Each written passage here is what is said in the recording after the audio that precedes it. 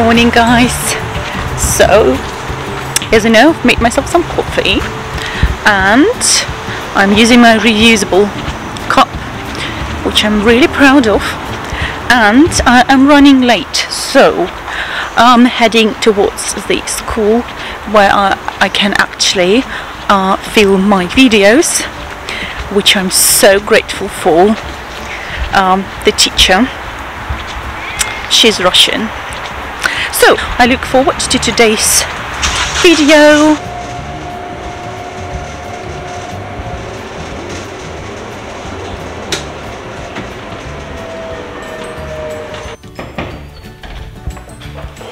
Всем привет! Hallo zusammen! Hi guys! Welcome back to my channel. If you're new here, my name is Anastasia, and in my videos I'm talking about my experience as a Russian German who's been going through the process of integration all those years from the moment I've migrated to Germany and until now. And in today's video, and welcome to the third series about my academic journey, we are going to be talking the bachelor's degree at the University of LMU, which is the Ludwig Maximilians Universität, and my journey which started in 2009 and lasted roughly 3 years. And I would like to begin this video with a quote which I've come across in Tara Brabazon's book called The University of Google, and it says, literacy is not an endpoint, a skill to be achieved, but a process of ongoing development and change. So what the bachelor's degree is about is actually information literacy, to acquire those fundamental skills, academic skills, research skills, information literacy skills, you know, how to best avoid plagiarism, what is it, how to properly cite and quote, and so on and so forth. So let's get started. First of all, guys, I have a confession to make. I've messed up a little bit in my last video whilst comparing the requirements to gain access to a higher education institution.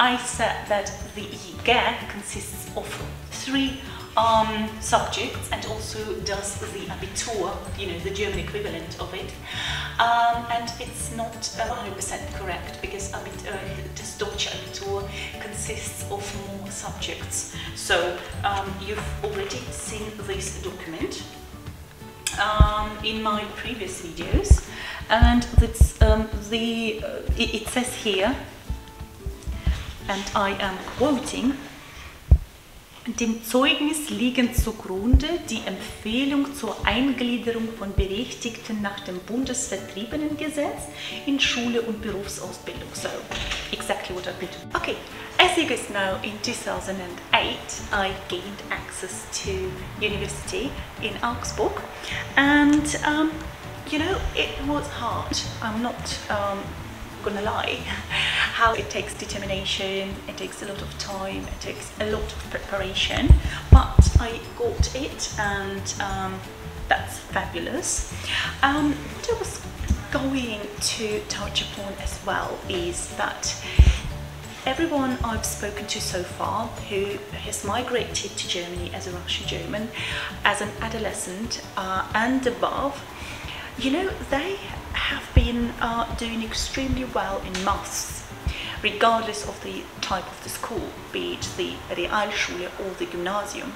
And I haven't figured out yet what's the difference regarding the curriculum development cross-culturally, but it looks like the maths lessons in Russia are like, you know, a bit deeper, a bit of, you know, a higher level. So what we are struggling with normally is, of course, the language, so the German language, and also the English language, because there is a fundamental difference in teaching languages in Russia and in Germany. Also, is it true that Russia is about to withdraw from the Bologna system? So if you're based in Russia and you do know, please leave a comment down below in the comment section. So because apparently it's either been suspended from the EU or it's like made a decision to withdraw yeah, on its own terms, and is about to go back to the pre-Soviet system, like the post-Soviet system. So I'd be really interested.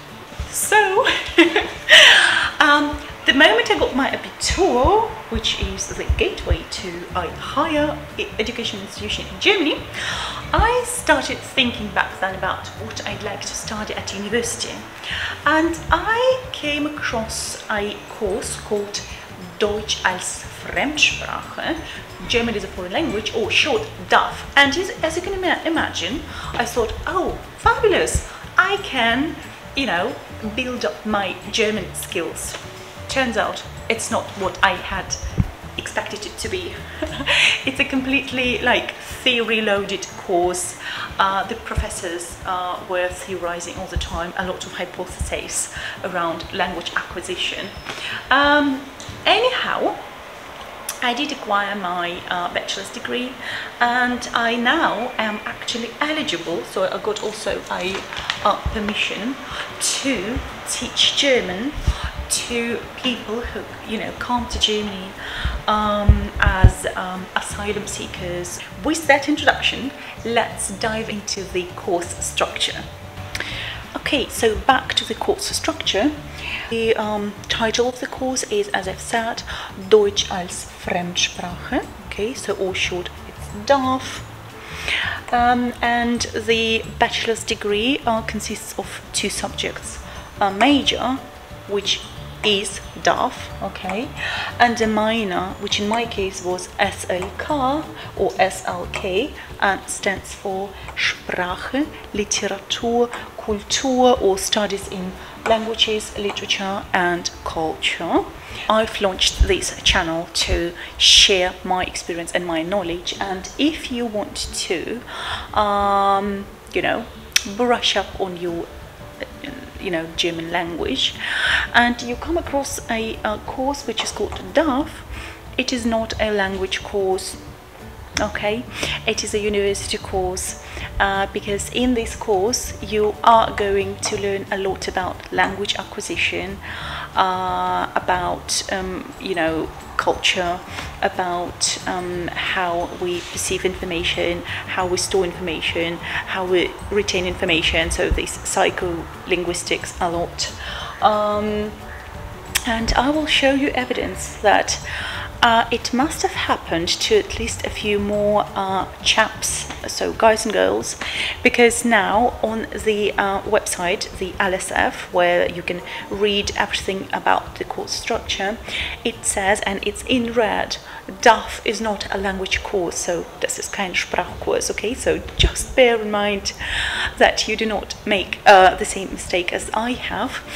Even though, having said that, you know, regardless of what my first like bachelor's degree would have been in, my German was so limited, and I did struggle a lot to get the professor's message at times, because you know, it's really like really Hochdeutsch. So and really academic, but I was lucky because first of all, so many Germans were enrolled in this course, and whom I've made friends with, and whom I am still in touch with. So big shout out to Barbara, Linda, Martina, if you're watching, and I shall never forget your kindness, your help and your support. Thank you. Okay, let's talk about the formal stuff a little bit. In a bachelor's degree, you are supposed to gain 120 credit points in the major and 60 credit points in the minor. So in total, you're supposed to gain 180 ECTS points, so credit points. And how you do that? Modules to cover, to attend, so lectures to attend, seminars to participate in. So the entire course has been modularized, again, for the sake of comparability and standardization, like cross-culturally within Europe. Each course normally consists of one lecture and one seminar, because in lecture you get like very broad knowledge, and of course you do have to then, after you've attended that lecture, work with that information and make sure that you know, it enters your long-term memory, so to speak. And sometimes it's really like difficult to grasp all those hypotheses and theories. Okay, basically the function of the seminar is to you know, dig deeper into the lecture and to pose questions, and also to read you know, a lot of articles to deepen your understanding of that subject. Okay, so the first module is called like orientation module, self-evident, basic perspectives and methods in German as a foreign language, and then followed or accompanied by the seminar called Introduction to Academic Work Methods. Okay, then the second one, also a basic module, is devoted to linguistics in German as a foreign language. Okay, so again, an introductory lecture and the introductory seminar. The third one, again the basic module, is called XENOLOGICAL Cultural Sciences, Hermeneutics and Regional Studies. And this was a course I really used to struggle with, because it's so heavy in terms of theory. You really need to push through to, you know, to grasp what the professor is actually talking about. Again, introductory lecture accompanied by a seminar. Then the fourth module is called Literary Studies in German as a foreign language. Introductory lecture and introductory seminar. The fifth one, again basic module, called Language Acquisition and Multilingualism, German as a foreign language. Okay, and it's to do with research in language acquisition and multilingualism, and also language acquisition as such. Then P6 is Foreign and Technical Languages in Practice. It's an accompanying course. Again, you've got Applied Technical Languages, German as a foreign language 1, and Applied Technical Languages, German as a foreign language 2. Then we've got theories. So P7 is theories, intermediate module, multilingualism research, theories of primary, secondary and foreign language acquisition. And the seminar, the company one, is called Language Processing and Acquisition.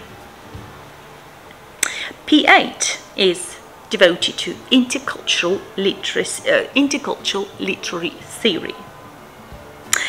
And the seminar is German Literature, Foreign Perspectives, and I picked the seminar on a book which is called Von Weltenbummlern und Weltensammlern. Literatur aus der Fremde und in der Fremde. Moving on to P9, which is devoted to research areas and applied fields in German as a foreign language. Okay, and also a research and or career-oriented internship. P10, again an intermediate module, linguistics, so systemics of applied linguistics, again with along with fundamentals of applied linguistics. P11, intermediate module, XENOLOGICAL Cultural Sciences, cultural theories and comparative cultural analysis. sorry, got interrupted. So where did I leave off? Cultural theories and comparative cultural analysis, along with comparative regional studies and cultural hermeneutics or hermeneutics. P12, additional qualifications and skills, so advanced academic work methods, research and project management, media management. P13, final module, so bachelor's final year colloquium, bachelor's thesis and disputation. So obviously we can't talk about each course in great detail for two reasons. First of all, it's been a while, 2009, and the course has been transformed. Second reason is because obviously I kind of forgot what exactly we were doing, and I don't think it's relevant for today's episode. Okay, what I am going to focus on is my bachelor's thesis. So I'm going to walk you through my paper online. So I'm back home and I've made myself some gluten-free sandwiches, which are snowed under, but it's based on these cruciferous vegetables, and also avocado, some pesto and some red onions. Okay, so I'm going to eat it now.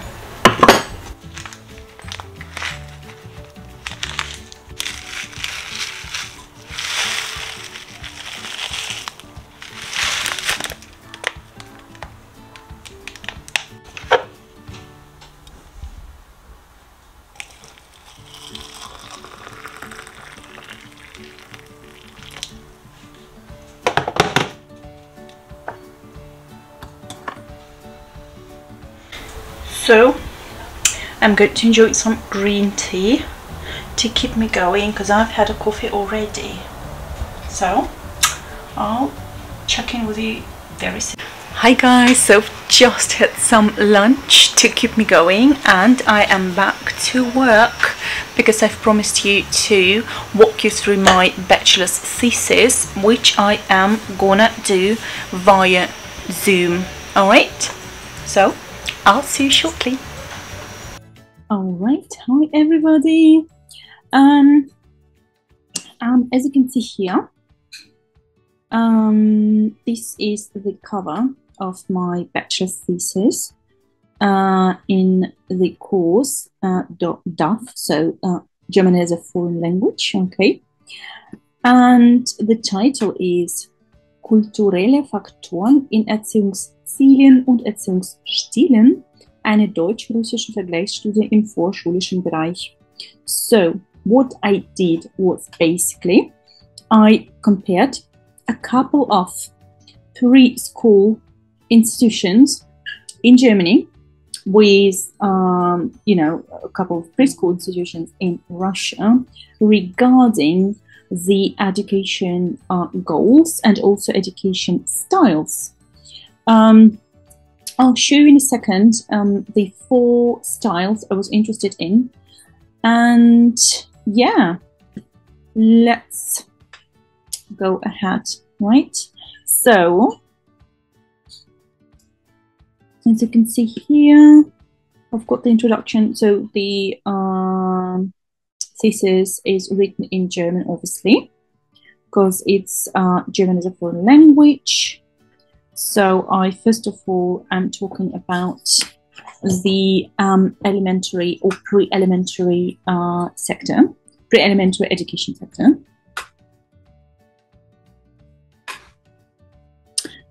I'm quoting the what is called Bayerische Bildungs- und Erziehungsplan für Kinder in Tageseinrichtungen bis zur Einschulung. Okay, so the Bavarian education and well, education curriculum for kids in like kindergarten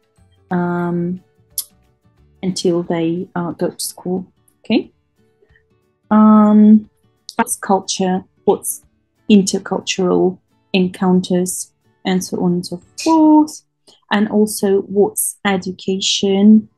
So Erziehung, which is not easily translatable into English, because I think education would be the best equivalent. Then, of course, the research status quo, intercultural pedagogy, like in the pre-elementary education sector. And then I'm talking about the education term, and here you've got those, five notions. So basically there are two dimensions, affection and control. Okay, so when you've got a lot of control over the child and a lot of affection, then the style is called authoritative. When it's like medium, then it's called democratic, and when it's low, then it's called sort of laissez-faire, I think, in English. Then if control is high and affection is low, then it's authoritative. And when control is low and affection, attention is low, then it's negligible, you know. So in short, this style, authoritative or authoritative in English, is considered the best education style, because it gives kids the necessary portion of freedom, but on the other hand, or at the same time, they get a lot of enough guidance, because kids need guidance and, you know, rules, otherwise they are sort of disoriented, lost, right? So in German it's called Freiheit in Grenzen.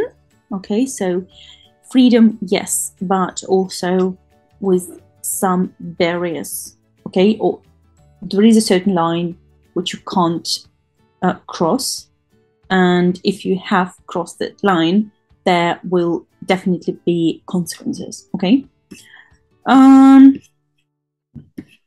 and then the actual investigation, if you want. So I did work empirically. I thought it was exciting and fresh. Okay, and what I did, I constructed I don't know if I've got it here. I don't think so. On Cisco survey, free platform to conduct experiments, you know. I constructed a questionnaire with questions, and then I would send those in, you know, like in both countries, and I would also call the person in charge of that institution and ask a couple of questions, whether or not I am allowed to do it, and whether or not they would be willing to answer those questions. And luckily, a couple of institutions gave their go-ahead, and I sent in my questionnaires, and then I got them back filled in. Some spaces were left out, but it's all right. And then using the SPSS software for statistics, I assessed, you know, the answers, and you know what's in common, what's different. Yeah.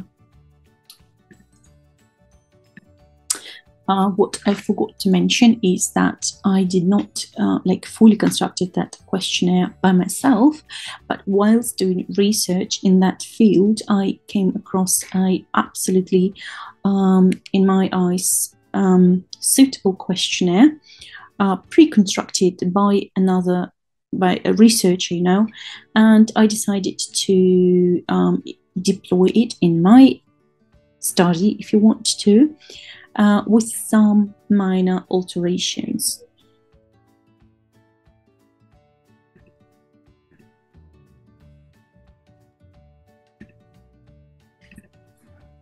So, back to the questionnaire.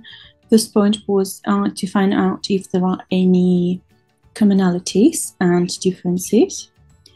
Then I went on asking about what our culture is, and also some reflection.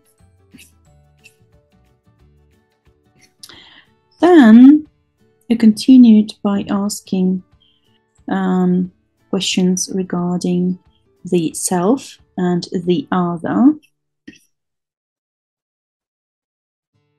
Also, I was interested in the concept of education in the respective pre-elementary education sector.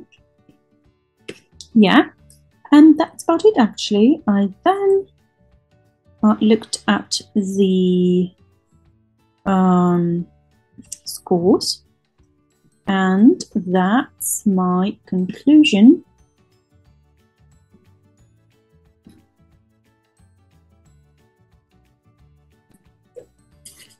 So in the conclusion, as you can see, probably I say that there are some minor differences, but all in all, the attitudes towards education are really similar and based on the notion developed by the UN Convention that children also have rights and everyone deserves to be educated regardless of their background. So I think I am gonna leave it there because that's enough. If you're interested in my bachelor's thesis and would like me to dig deeper, definitely let me know in the comment section down below and I will make a separate video on it. Alright, well that's about it for today's episode. I hope you liked it. If you did, please give it a thumbs up to let me know that you like this content, and consider subscribing to my channel because it really supports my channel. I will see you all next Saturday. I wish you all well. Stay safe, stay healthy. Всем пока. Tschüss allerseits. Bye guys.